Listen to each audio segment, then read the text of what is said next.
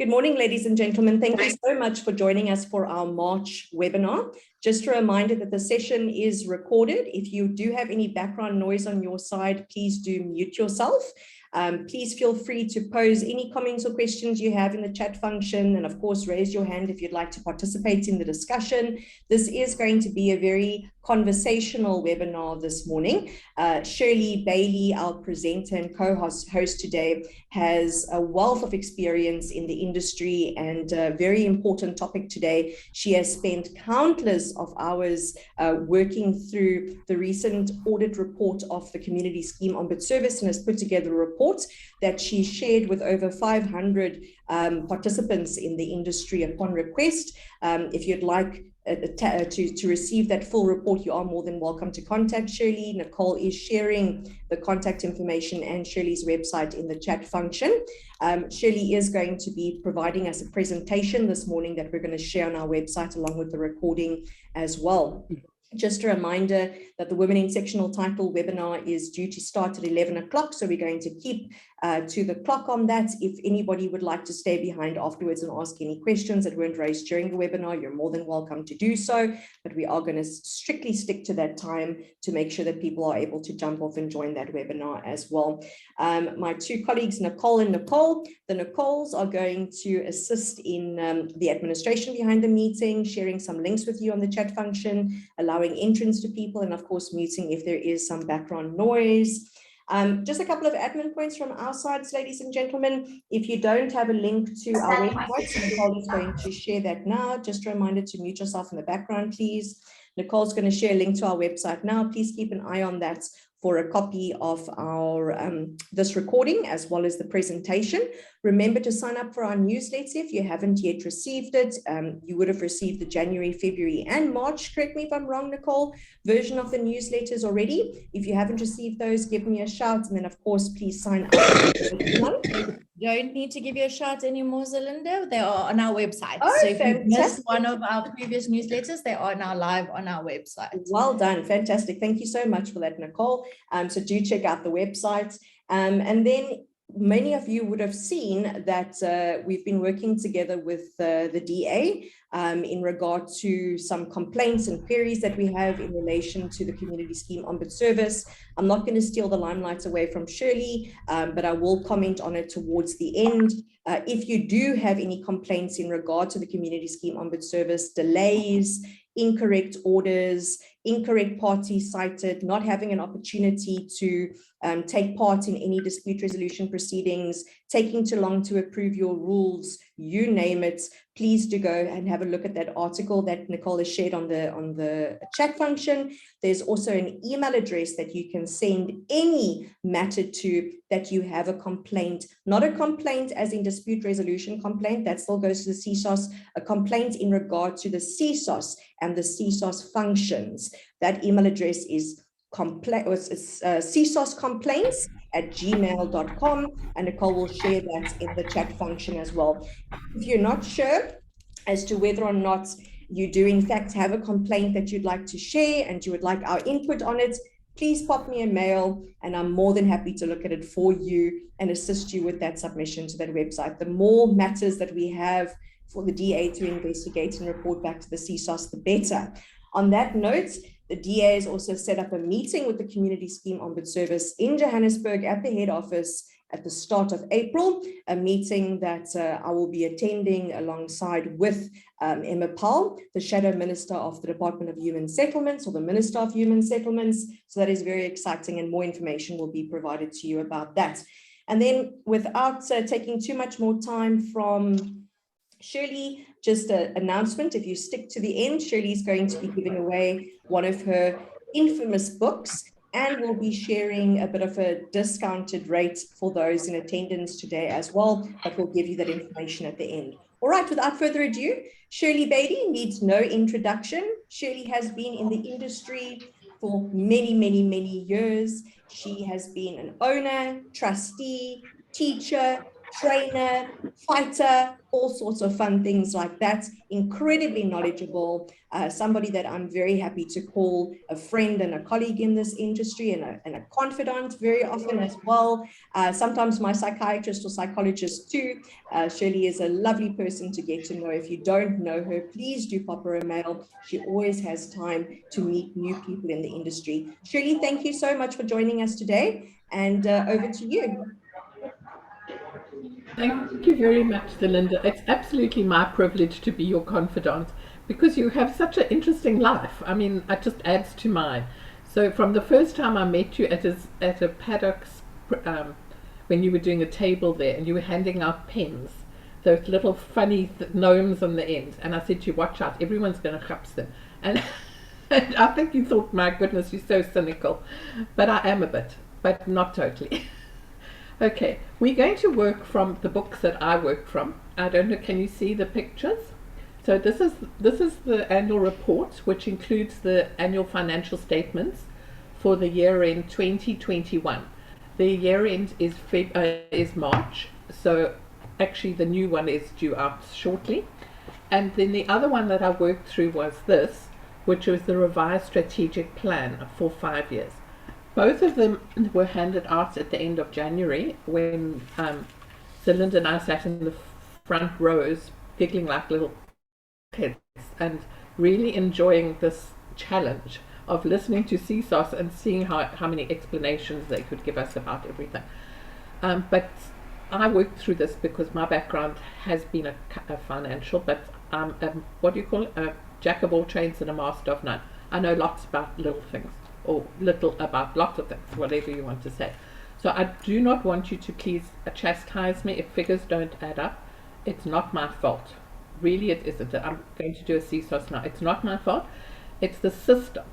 And the system that they have got in their reports is that a whole lot of key people, from the chief ombudsman to the auditor general to the chief of the board, have put in reports, and I don't think they've liaised well between one another because there's a lot of repetition, there's a lot of figures that don't add up perfectly.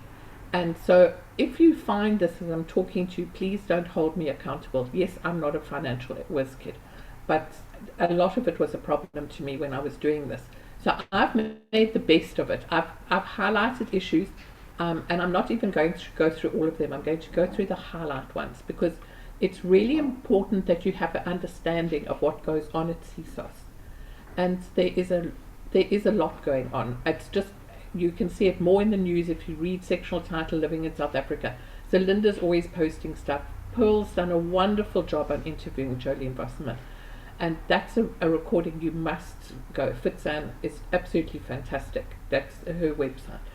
So I'm not going to be the legal expert. I'm going to be the judge. I'm not going to be the jury. I'm going to give you the facts in as rational a voice as I can, but I am a very excitable person, so sometimes it might come a bit over the top. So please forgive me for that. Okay, the first one we're going to talk about is the report on the report I did on the annual report as at the 31st of March 2021. Now the annual reports are supposed to be on the website every year. This annual report has been out for 6 or 8 months and it's still not on the website of CSOS.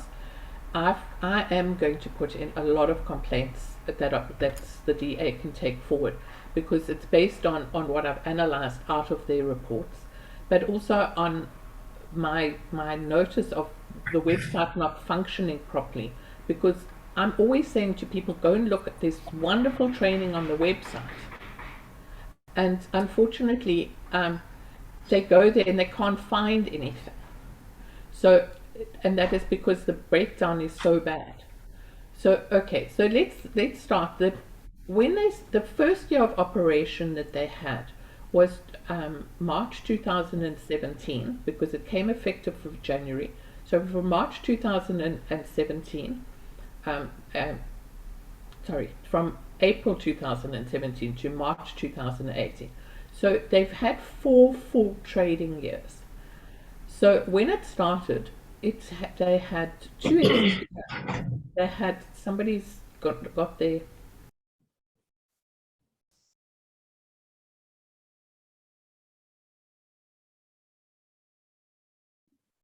Sorry about that, ladies and gentlemen. I seem to have lost Shirley there. I think her internet has failed her a little bit. Shirley, we got you. Hello? There we go. Got you. Sorry about that. No, I think somebody turned me off. Obviously, you're bored already. I did. I apologize. Humbly apologize. There we go. Okay, so they started with 9 directors when they first started the full year of trading. Two non-executive, and the rest were executive. And interesting enough, at that time, they put all their education and their qualifications on the annual report, so you could actually see the range of person and the education behind them. This year there was nothing, there were just names. And in the last 4 years they have changed their board all complete but one.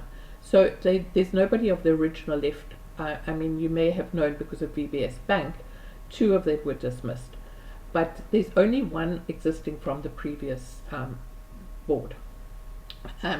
So the board is run with seven directors. So the chairman of the board, whose name I cannot pronounce, but if you want to look it up, you can. He started with the issue about the Vbs incident.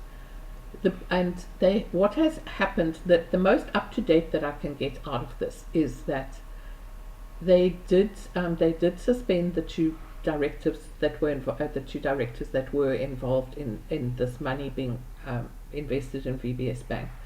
Originally there was 100 million for saving, and with unfortunately only 20 million went to Absa Bank and 80 million went to VBS Bank. They did not get permission from the National Treasury to do so, and there was no that they think they can't even establish whether it's not. There was no trace of a board resolution. So they were suspended. There has been an investigation done into these 2 people. They were eventually dismissed. They were suspended on full pay, by the way. And the Hawks have been trying to get the money back. I don't know what the attempt is, but they've taken it pretty much. The attitude that's coming through is this is a complete write-off, because National Treasury will only guarantee 50,000, and I think that's when it stepped in, because VBS Bank had so many pensioners there. So we're not a pensioner, but that's as much as the National Treasury would actually support. So we'll only get 50,000 back if we're lucky enough, and the actual amount, including interest, that was written off was something like 81 million rand.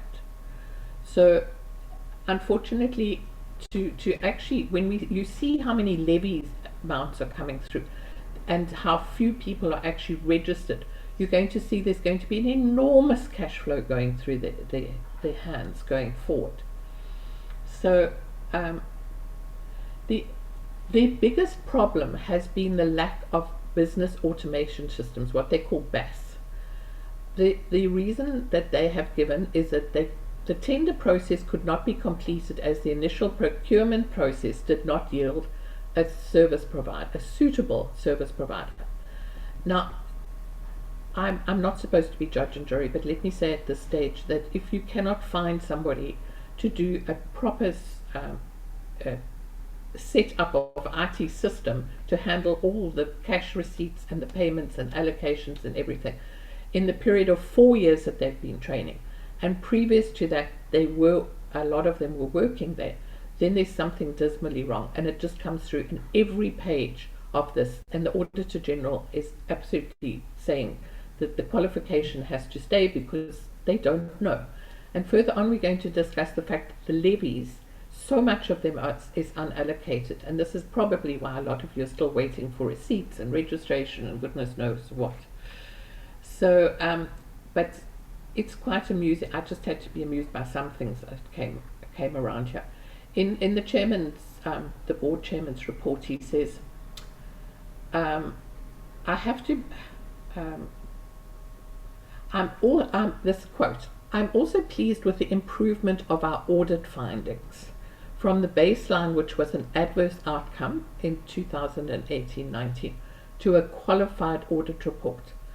I counted up the adverse reports and the qualified reports, the actual points of it. Adverse report from the Auditor General had 8 negatives in the 2018 year end, and 4 years later, they had a qualified audit report with 11 negatives in it. So that's what I say about this. A lot of it doesn't gel with me. Okay, in the 2019-20 financial year, there was recorded that they only met 47% of their performance targets. And it doesn't seem like it got much better. And they keep saying we're aware of what is the challenges that are holding us back. Being aware and acting is two different things. The extracts from the report of the accounting officer, who was the chief under the chief Ombuds's report, he says that we are trying to get transformation through improved integrated settlement development and linking job opportunities and housing opportunities. The job opportunities, yes, we can see, and it's this year subsequent to this report, we've seen that they're taking on EMS, they're finding executive managed agents.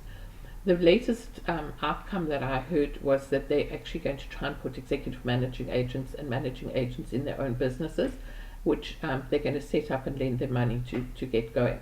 But Zelinda can tell you more about that, because I've been so involved in this, I haven't watched everything perfectly. They also later on, I will refer to how this money that they're collecting is also has to be sent back to Treasury if it's not used. So when, as I said to you, we're going to have huge incomes coming through when everybody's registered, if everybody ever registers all of their body corporates and community schemes, there is going to be a lot of surplus money. But they are looking at helping people to borrow money to get people into homes, because it falls under the Department of Human Settlements. I'm not sure, because I haven't studied it as a legal person might have, if this is part of the CSOS's mandate to do this. It's going to come up, I'm sure, for question at a later stage. And whether putting people in business is also part of their mandate, I'm not sure about that. But these are some of the plans that they have got mentioned.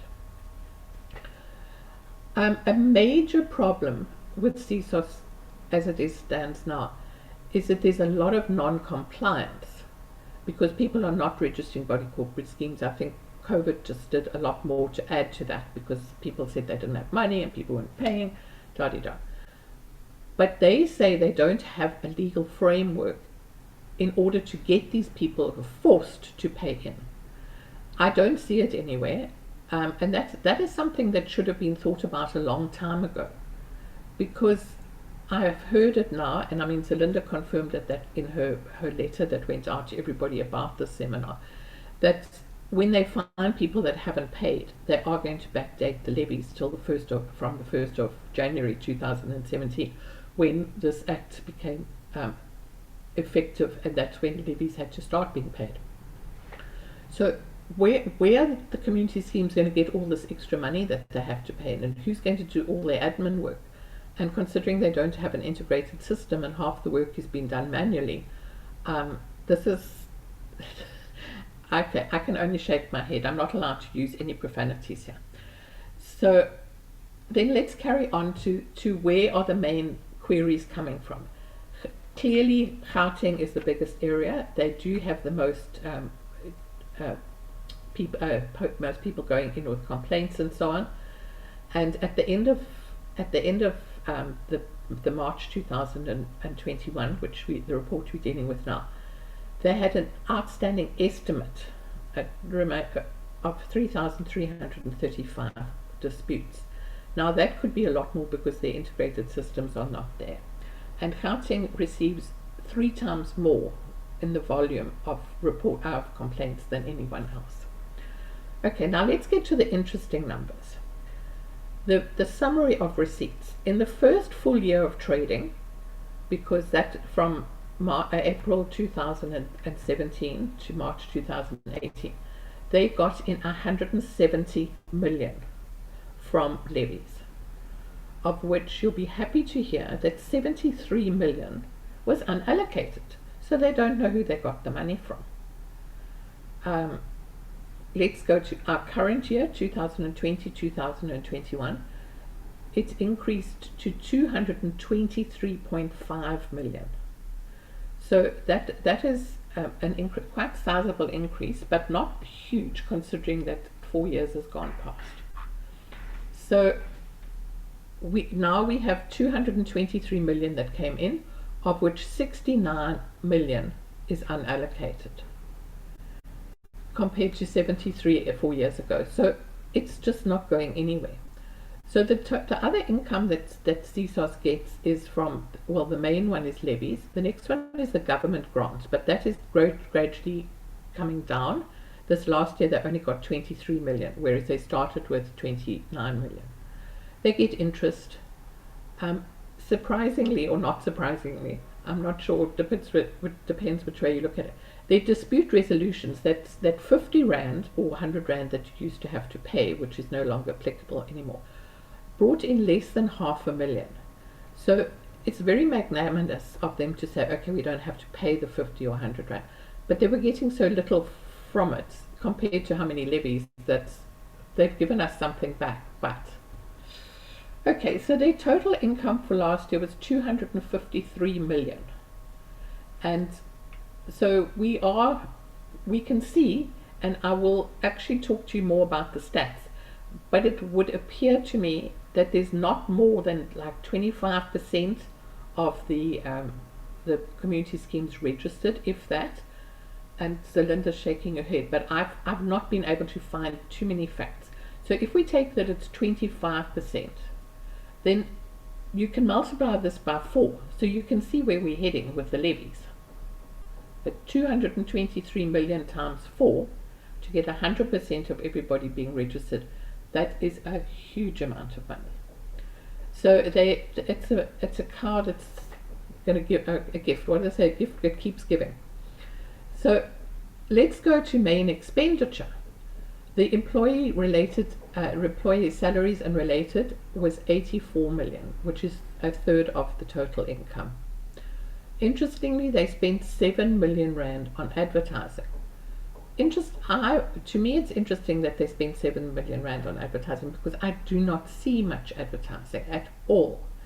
And it just caught my attention that they were very proud of an advert that was put up in the arrivals hall of Oliver Tambo Airport, where talking about CSOS.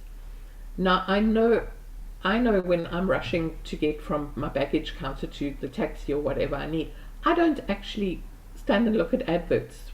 Was this a good place? And there was a lot of money spent on that one. So I don't know how long it stayed up, because it doesn't explain that. But advertising was 7 million. The adjudicator costs were 775,000. Not a large amount of money, but it does suggest there's quite a lot of outsourcing, because if the adjudicator costs, if the adjudicators were in-house, it would fall under salaries. Okay, then we have a forensic investigation was commissioned by the Executive Authority during the period under review to investigate systems and funds and what's happened and where it's going and all this kind of thing. But at the close of business at the end of March, the forensic investigation was still underway, and there was no financial findings or any findings found at that time. It will be interesting when the new report comes out. They are supposed to report back to us, as I picked up somewhere in this information that I have, and I will mention it just now. The schemes registered are so low that I can hardly believe it. In 2017-2018, that's the first year of trading, there was 17,000 odd registered. In 2020-21, there was 1,127 schemes registered. I mean, this is going nowhere, very slowly. Okay, the quality governance documents received and the quality controls carried out. 1,287 last year. Certificates issued for governance documents last year, the year just gone past, just over 1,000. We are talking about 75,000 body corporates in this country. I mean, this is the drop in the ocean. And then the percentage disputes finalized for the year we're talking about, 28%, which was 331, were conciliated. That is nothing. And then the adjudication orders issued and finalized was 25% of all that came in, and that was 109. So it's very, very, very low numbers. And that brings us to staff stats, because with the low output that's coming around, and they've got a lot more staff than they ever had. They started that first year of trading with 73, and they're currently up to 152. But they say that there's a staff vacancy issue of 42%. I would not like to try and get staff people for CSOS. It's not because their salaries are bad, and you'll see that later on. But there is there a future there? I don't know. I mean, you'll have a job for life because there's always going to be money coming in. But is it where people want to go and work? I don't know, because I can't see there's a huge advantage except the same old. That's beside the point. They also then, if they're employing so many new staff, they have to do a lot of training. And it often seems to me that the people that are doing adjudication and are doing mediation are maybe not that well versed in actual practicalities. So I don't know about getting new staff in. It's going to be a huge training process for them. The demographics which go with the staff, they've of the 151 staff they've got currently, 128 are Africans. There's 6 white, 8 coloured, 9 Indians, and no disabled. Since I'm partly disabled sometimes, some days I'm very disabled, I think that's quite sad, because it is the kind of job that you can easily do if you just can't walk, or you can easily have a law degree. And in fact, one of the first people I met that was part of, not part of CSOS, but part of that human settlements, was a blind lawyer, and he was really amazing. He had an assistant, I think it was his wife, and he did so many drafting of documents and so on. So the disabled people need to be challenged. They need a job, they're capable. Let's get them into the numbers here. Personnel costs. What do people earn when they go to CSOS? Now, they use the Patterson grading system, which may mean something to some people if they're in HR. So 9 staff get approximately 1.8 million. 48 staff are on 842,000 per annum. And then there's 23 staff who get stipends or, at 30,000. So there's quite a wide range, but the senior staff are well paid. Okay, so the accounting issues come up again, and how I've done this report is that I've gone through it all and put the page numbers next to it. So if you go onto the report that is posted on the website of Zelinda and Nicole, then you will be able to actually go to that particular page and look up to get more information if you would like it. But it's quite an overwhelming, because all in all it was close to 200 pages that I read through many times to get this little extract out. Okay, so they have what they call a medium-term strategic framework, and I took out a couple of things that were relevant. The biggest problem is that mainly the operations are manual and unintegrated. Can you believe it? At this time in 2022, and they've been in existence for a long time, and they're not short of money, which was always the excuse in the beginning. I mean, it defies belief. I hope that you all got gasping for air, because I certainly did when I did read this. The qualified audit report also highlights the fact that the root cause that resulted in this qualified audit report is mainly related to the incompleteness of the community scheme's database, the lack of efficient and effective IT, as well as the lack of reliable information. I mean, this is quite interesting, I mean, if not shocking. They also say they had an insufficient capacity with regard to supply chain management and the BBBEE expenditure. They also had a problem getting tools of the trade issued to employees. How is this possible? They've got the money. Get the tools of the trade. They're holding up the whole process by not having these staff members having tools of the trade. And obviously, because of this manual unintegrated system, they cannot allocate levies, which you've heard from the stats, to the right people, who's paid and who hasn't paid. The purpose of the program, this program to have a medium-term strategy, is to perform CSOS core functions where community schemes are regulated in South Africa by ensuring they are governed optimally. Their documentation is compliant with legislation, and an effective alternative dispute resolution service is provided to the community schemes.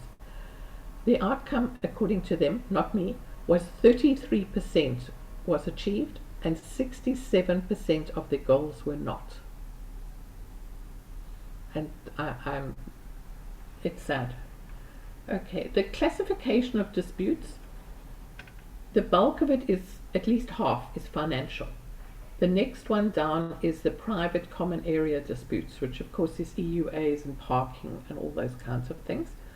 And the total number of disputes for the year was 6,300, of which 28% were conciliated within 90 days, I have you know, and 109 orders issued, adjudication within 90 days.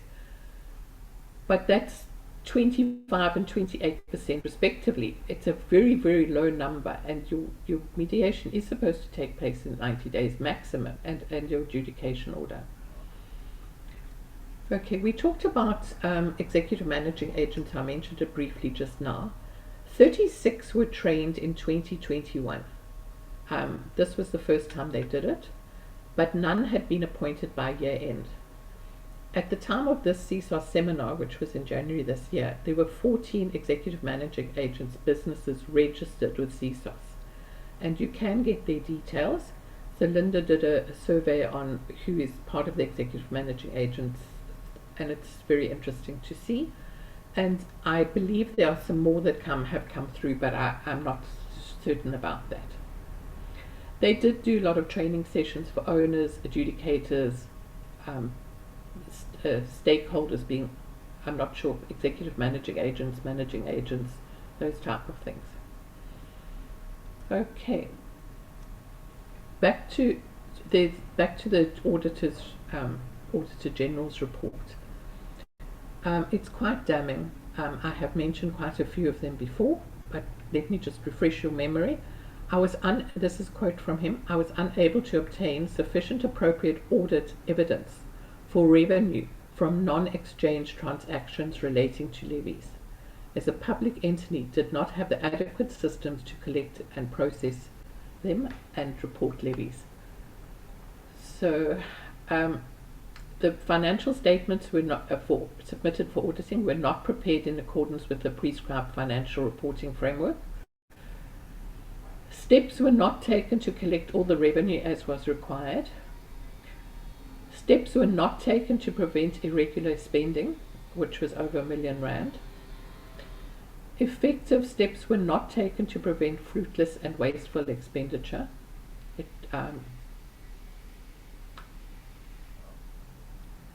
There was no discipline, or it appears that no disciplinary steps were taken against officials who had incurred irregular, fruitless and wasteful expenditure. And as you know, there's huge significant internal control issues, and the leadership did not stand up. They did not take necessary steps to ensure everything worked properly. So it's all very sad. And another one that I really, really hate paying SARS late. I'm sure all of you would really choke if you had to pay interest. Here, CSOS paid SARS late. So they incurred 355,000 Rand of penalties. Okay. So that's the auditor's report, and then the strategic plan, that 5-year one that I showed you, that was called that's called the revised one. This one is on the website. You can find it there. If you go to the website under publications and scroll down to strategic plans, it covers a lot of what the annual report covers. But let me see if there's anything that is. Oh yes, this is what I wanted to tell you earlier. Under this medium-term strategic plan, one goal is to implement a borrower home ownership. It's called and tenant education program. The program that they for home ownership is called Zen Zalini, Help Me Buy a Home program. So that is what I was referring to. Is this part of CSOS mandate? Then I also mentioned this, but I couldn't remember the name. They said that capital SHRA, all capitals, will report on a monthly, annual, and mid-term basis on the following medium-term strategic framework, which is what we're talking about now. But I don't know what SHRA stands for. I looked at their list of abbreviations. It's not there, and I have not seen any updates or anything that has come through relating to any updates. So this is something else that I'm going to put into the submission that I'm putting through to the DA, because we deserve updates and we're not getting them, and a whole year's gone past, and so what has happened in the year? Maybe lots. Maybe we being pessimistic. Maybe I'm being pessimistic. Okay.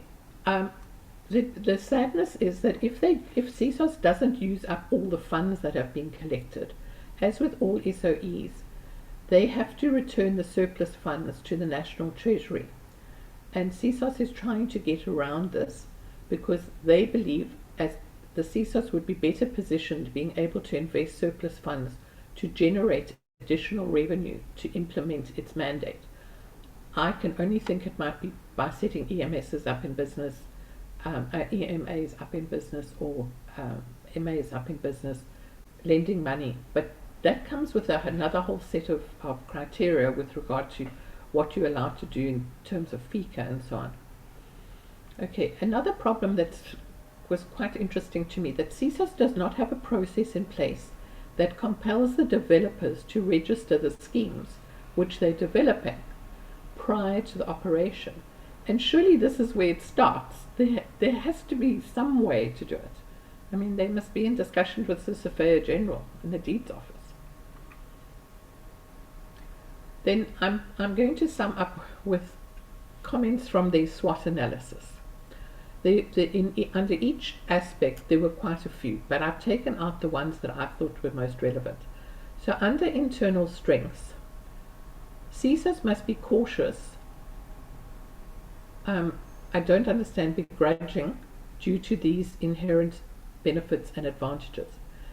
Okay, but the key part is the organization needs to be agile and not become complacent. That was a real bit of sense that I enjoyed reading. I hope they take notice of it.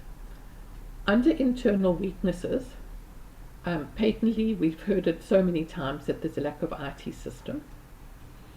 Under external opportunities going forward, the market is up there to grow CSOS revenue base. Absolutely. When there's like 25% that are registered, and we can quadruple that. External threats, another interesting one.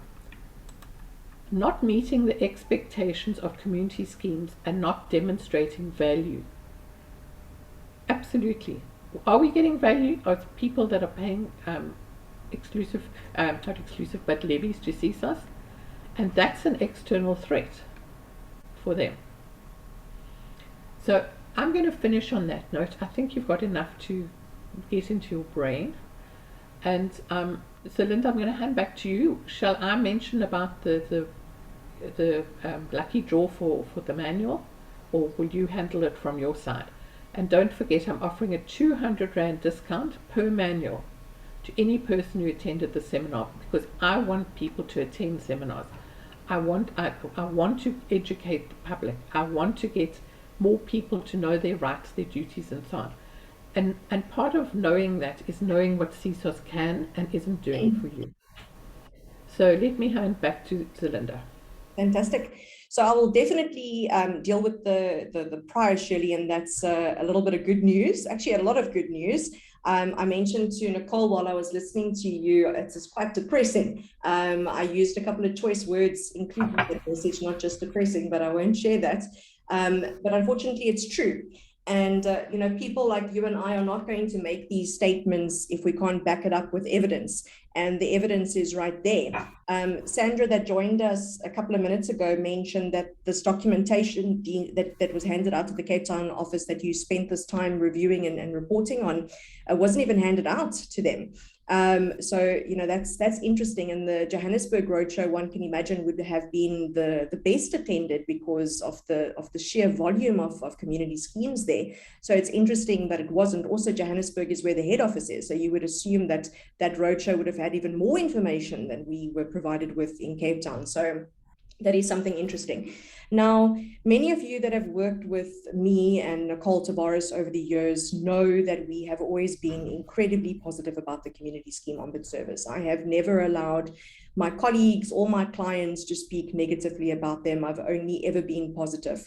And it comes from my involvement with the Community Schemes Ombud Service over the years. I was very fortunate to have worked with Professor Graham Paddock at the time of the drafting of the legislation, the training of the CSOS staff. I had the original Cape Town staff sit in my motor vehicle, taking them around Cape Town, showing them estates, showing them body corporates, introducing them to managing agents, taking them to the deeds office, showing them, you know, what the court looks like and all those fun things, showing them files of SS of schemes or SS files at the deeds office, you know, taking them for coffee and hugging and kissing when I saw all the staff. And because of that history with them, I've always been incredibly positive. And last year, I decided that, you know, in other words, I needed to do something about this, because the problem that I was experiencing from a consulting perspective was I was giving advice to my clients saying, this is the CSOS process, this is the timelines, this is the outcome. And I was getting something completely different. And my clients would come back to me and say, but Celinda, you said this is the timeline. You said this was the process. And the process and the timelines were changing, ever changing, and very, very quickly, without any notification. Practice directives were handed out left, right, and center. Legislation essentially was being amended by the practice directives. Now, I had a lot on my plate last year. As many of you will know, I welcomed a little girl into the world and all those fun things. So I decided to not tackle it last year, but I most certainly started the year off with just that. I probably have been blocked by a couple of the CSOS staff. They have no need to engage with me. I don't approach them as an applicant. I approach them on behalf of clients and behalf of my colleagues in the industry. And unfortunately, they have not been responding positively to issues. While listening to you, Shirley, and I pulled a couple of faces, I got an email from the Chief Ombuds asking me to exercise a bit of patience on a particular matter. Now, I shared this particular matter on social media a few weeks ago, and this was one where my client, as the applicant, had made an application. Sorry, I've got a bit of a sniffle.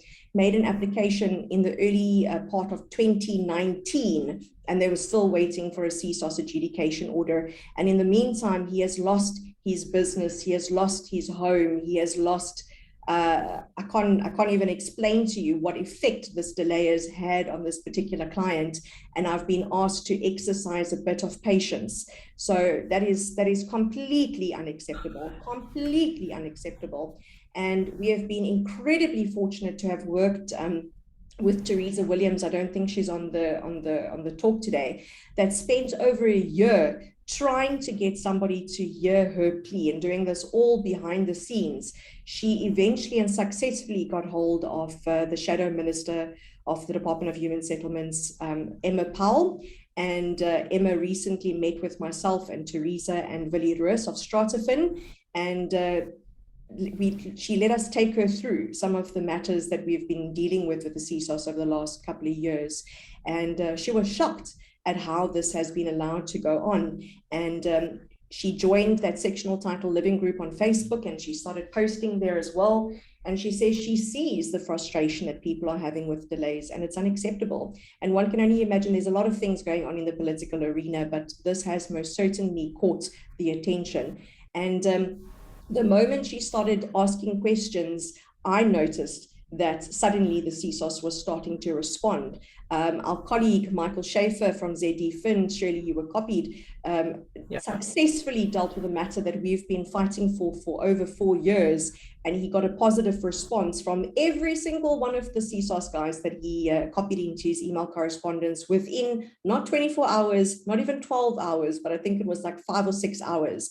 You know, if that is possible now when the pressure is on them, how was it not possible before? And, you know, that is my main issue. You know, putting the money aside, and I can say 110 things about that, but that is what you've dealt with. It is, how can you find it acceptable for this type of thing to happen to people in the industry? Now, I was fortunate to be part of that parliamentary session that we posted on, and the questions that were asked to the Deputy Minister. The Minister was not in attendance, and to the Chief Ombuds. And unfortunately, a lot of it was pushed aside. And Emma is an incredibly tenacious person. She was like a dog with a bone, not going to let this go. And she's opened up an opportunity to create a forum for our complaints in the industry about the CSOS to actually come to light, which was that email address that we shared with you. And I'm going to ask Nicole to share it again in the chat function. So I really encourage people to submit examples of these types of delays and errors and issues. And no matter how big or how small, you must share it. And if you don't wish to share it yourself, if you wish to remain anonymous, send it to me, send it to Shirley. We will share it. And we're going to be the dogs with the bones. We're not going to let go until this is sorted out. And unfortunately, we're not going to be very well liked with it, but so be it. The issue about transformation is most certainly one that takes the forefront with the minister as well as the cabinet and the community scheme ombuds service. A very good example is what Shirley mentioned with the executive managing agents. And I encourage you to go and listen to Bill's podcast, where they interviewed Hendrik Hoffman and Valerius and Pearl. Pearl, I forget the name of the other lady that was online. Perhaps you can share it in the chat function. Questioned Jolene about the executive managing agent. And it was another question that was raised during the Parliament session. And the response was, you know, if you're going to question this, you're against transformation. And that's not what this is about.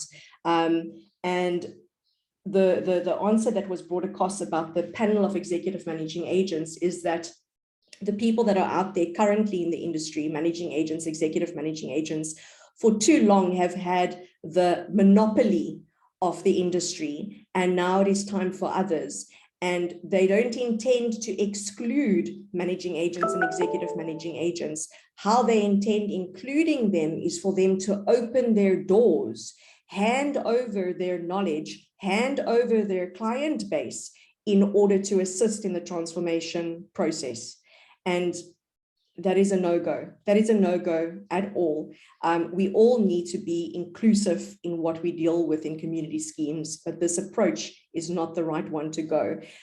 So, you know, unfortunately, we have had to associate or work with a certain political party, but I think that's pretty much how these things are done. It was my very first engagement with the political party, my very first engagement with one of these parliamentary sessions. It was incredibly exciting for me. And I took copious amounts of notes as my usual style, and I will share those, but it was incredibly eye-opening. Now we've had the opportunity to meet with the Community Scheme Ombuds Service towards the beginning of April next month, and there will be a lot of feedback from that.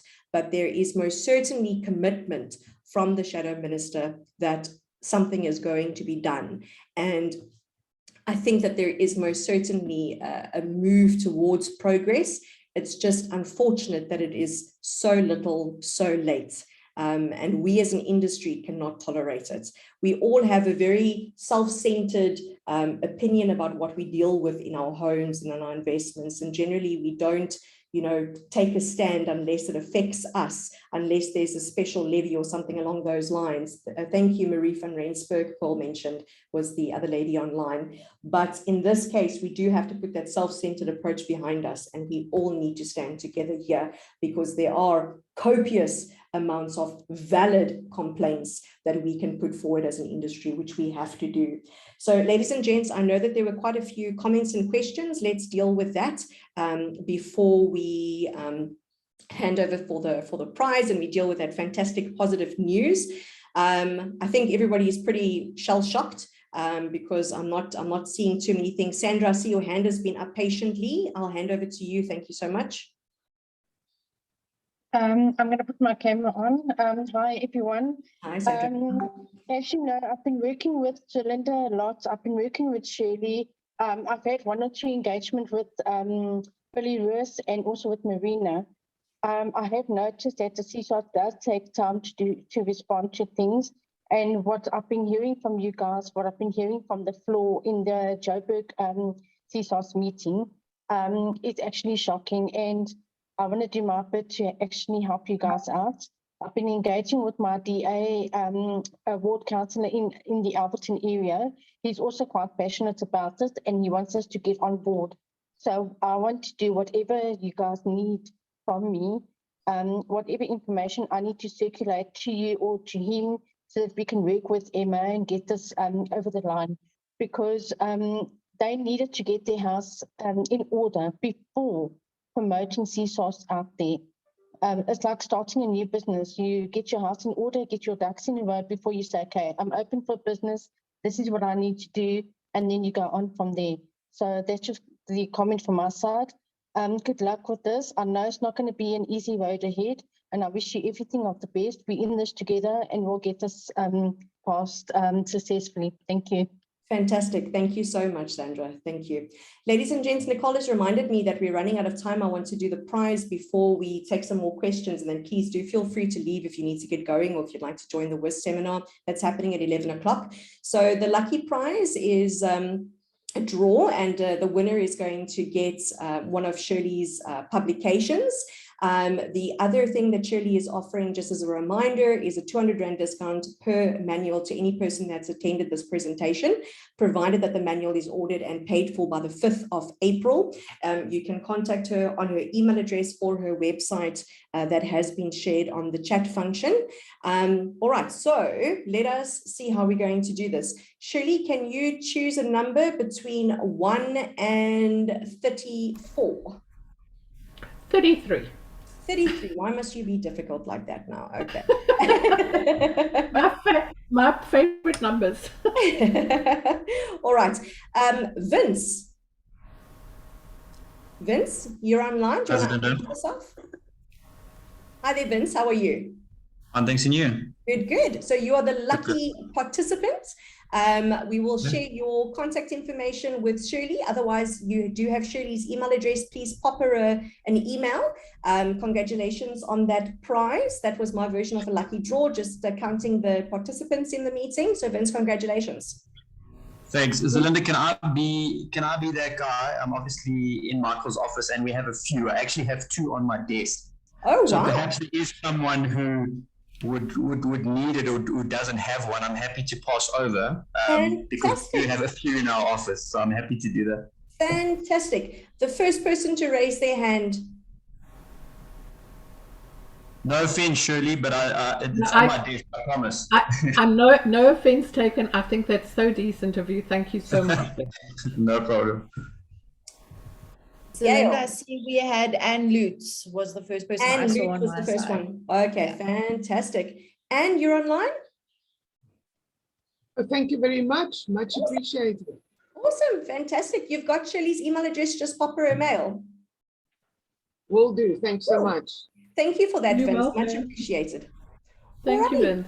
Thanks, guys. Thanks, You're Vince. more than welcome to ask some questions. We do have a couple of minutes left. Do we have any questions? Gail, I see your hand up. I'm not too sure if it was for the book or for a question.